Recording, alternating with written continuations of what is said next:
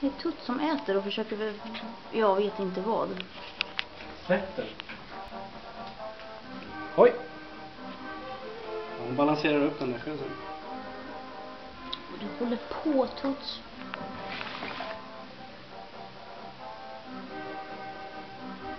Vad knäpp du är. Nej men. Hon ska döda lite till.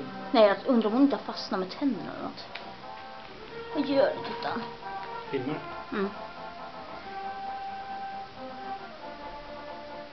Den är dödlig, den. Ja, så den inte biter i munnen på den. Alldeles så mycket blod i den råtta. Jag såg inte så mycket, det var det jag ser. Nej, alltså hela munnen bara gurglar. Alltså. Damn. Så ja. Digest. Ska du käka lite nu? Ja, så ja, duktig tjej. Och så äter du inte grenen där. Nej. Det är inte så gott med kvistar i maten. Nej. Det var riktigt varmt där. Ja. Mm. Vad gör du? Tuttan äter, vi kikar på det.